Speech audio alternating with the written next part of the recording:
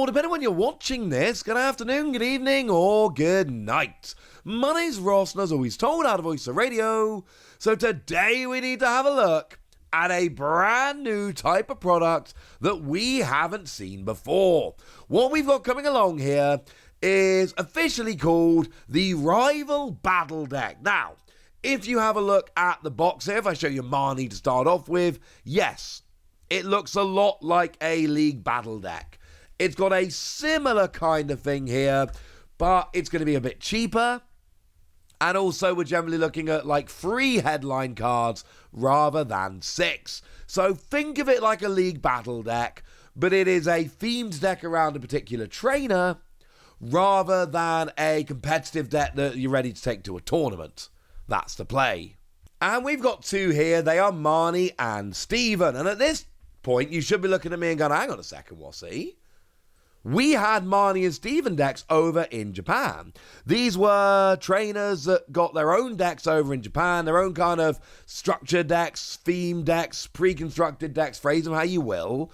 That, you know, all the Marnie cards were exclusive to the Marnie deck, and all the Steven cards were exclusive to the Steven's deck, and that's how we dealt with it.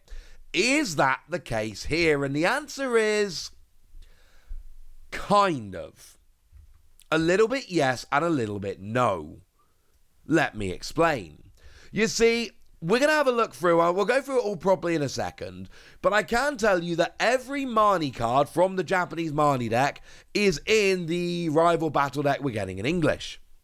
And every Steven card that was in the Steven deck over in Japan is in the Steven Rival deck over here. We are getting all of the cards. So why are they not exactly the same? Because they're not all exclusive. Some of them are, but some of them are not. Now, we got rather nice images. Shout out to the lovely Primal Lugia as always for helping us out here. But if we have a look at the back of the Marnie one, for instance, and we zoom in nice and close, we can see that Spikemuth Jim and Marnie's Grimmsnarl are in fact from the next set. We've got a DRI set symbol. If they were exclusive, they would have SVP. But if we look at Marnie's Morpeko, the illustration rare, that is an SVP and it is exclusive. So what it looks like for the time being, this is not confirmed, but this really looks like the case here. The illustration rares are exclusive to this deck and will not be found in the next set after Journey Together. However, all the other cards are not exclusive. So let's start off with Marnie then and see what we get.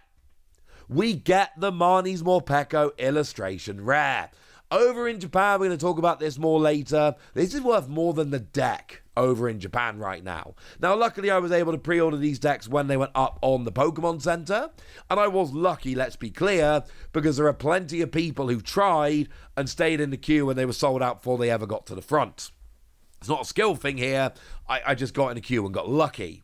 But I did get the Marnie's Morpeko, which is brilliant. This appears to be exclusive to the deck, so if you want this, you are going to have to get the deck. Sorry about that. But you also get the regular version of Marnie's Morpeko. We assume. And it's a very safe assumption. If you look at the box, it says it contains 3 foil cards.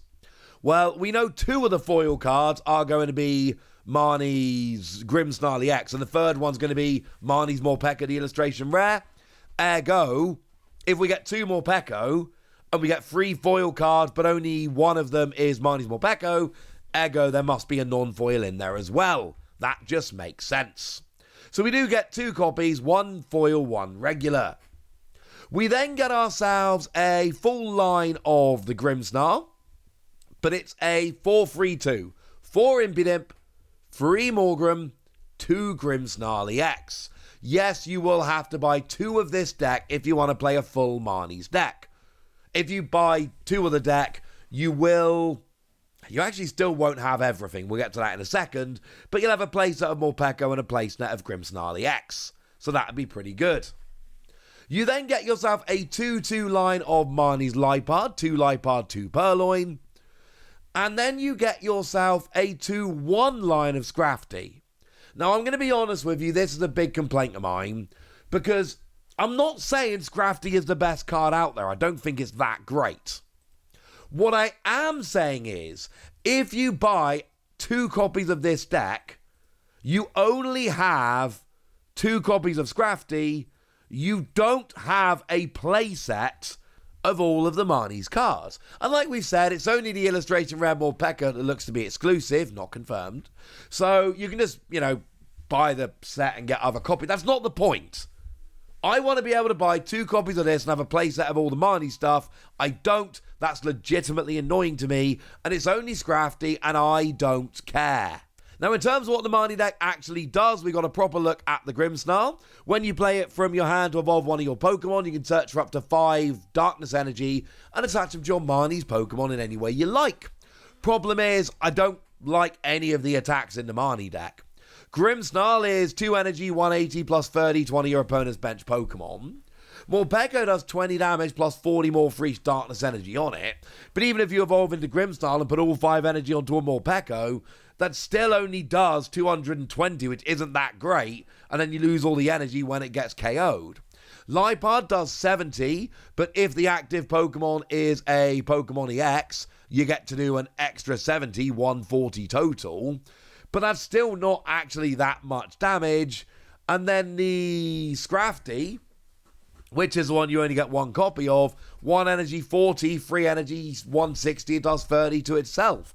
I love the energy acceleration with Grimmsnarl, I just don't like any of the attackers. And the stadium here, Spikemuth Gym, is actually brilliant. Lets you search for a Marnie Pokemon once during your turn. Great stadium. It's just, there's nothing I want to attack with. I don't like the Marnie deck. I think the Steven deck is a lot better as a deck. Now, the Beldum is way less sought after than the Morpeko. So out in Japan, we can see prices. The Morpeko is a lot more popular than the Beldum. But other than that, I think the Steven deck is just better. Once again, it looks to be that the Beldum is a actual promo exclusive to the deck. All the other new cards are from the upcoming set. It just so happens that they're in here as well. And once again, you get everything. So you get a 4-3-2 line of Metagross, 4 Beldum, 3 Metang, 2 Metagross. You get a 2-2 line of Claydol, 2 Baltoy, 2 Claydol. You get 2 Skarmory, and then 1 Carbink, which is actually less annoying than Scrafty because it's got an ability that doesn't stack. So you'll only ever need 2 of them in your deck in case one is prized. So honestly, buying 2 of these decks will give you everything you need, but that's not the point. Why in both of these decks is there 1 card that I won't have a playset of if I buy 2 of the decks? That's legitimately annoying to me. But I think the Stevens Metagross deck is actually way better. Because, we also get 2 copies of Granite Cave. That is the stadium. We'll get to that in a second. So the Metagross has got a really nice ability here, whereby once during your turn, so it's not an evolution, it's just once during your turn, you search for a basic, psychic, and metal, and attach them to your metal and psychic Pokemon in any way you like. Whereas Grimmsnarl is only for Marnie decks, Metagross is for anything. And yes, this is a card which is selling out in Japan right now and attracting a little bit of value, because it's a playable card that is in Japan. All the cards are exclusive, so that does make the Japanese decks a bit more of an issue. We've then got ourselves Carbink, which reduces damage done to your Stevens Pokemon by 30, and Granite Cave, that reduces damage done to all Stevens Pokemon by 30. So it's minus 60, you're tanking really rather nicely here. And then we've got your Claydol, which is single energy 20 plus confusion, or free energy 220 and discard all energy from this Pokemon. But of course, you can pay this with 2 Psychic, 1 Metal, and then because you can accelerate 2 energy with Metagross and then attach from your hand, you can get this rolling every turn. I think Steven has a chance to be good because of Metagross and Claydol as your attacker, and then all your minus damage stuff. I don't think the Marnie stuff is going to be good.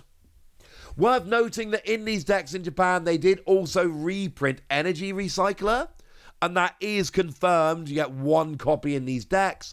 I would imagine that, again, it's going to be in the set, so it doesn't really matter. That is not confirmed. We'll have to figure that one out later.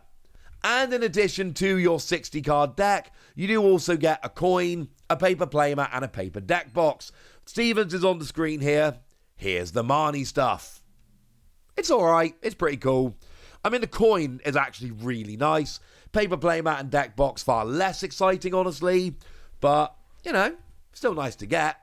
I think these are brilliant. $15, coming out on May the 16th. And you've got the illustration rares that are exclusive and make them worth buying for collectors. And then you've got everything you need. Like, if you want to play Steven or Marnie, these decks are absolutely phenomenal. Love these. Huge fan. It's another new type of product the Pokemon didn't really need to make. They could have just left all of this stuff in the set, and that honestly would have been fine. But I really like they've put this deck together. I'm sure some people are going to be slightly frustrated at the fact that they have to buy the deck if they want the illustration rares because they are exclusive. Honestly, if that is your criticism, I think it's probably a fair criticism. I think if you're unhappy about that, that's probably fair. Me personally, I was always going to pick these up. So I kind of like the fact that getting these means that I get to get the illustration rares. I think it's a very cool touch. And also, think about it from Pokemon's point of view here. They have to give us a reason to buy the deck. If it's all reprinted cards, then who's buying the deck? I really like this. I think these are cool. I am definitely going to be picking both of these up. But I don't know what you think. I want to know where you come down. I want to know your opinions. So let me know in the comment section, would you? Go nuts! Be nice. And then make sure you like this video, subscribe to this channel, follow me on Twitter at @TheWasi. That's where we talk about Pokemon and a whole bunch of other card games. And please do consider checking out patreon.com/PTCG Radio, where you can support the channel, get some bonus podcasts, join a Discord, and all kinds of fun things. And of course, get shout-outs on the channel, like the lovely Quentin Journo, who's been a supporter of ours for a little while now and seems to be a very lovely person. So shout out to them for the support and the loveliness. But by far the most important thing as always, look after yourselves till next time, would ya? Thank you very much for watching. My name's Ross, and you've been watching PTCG Radio.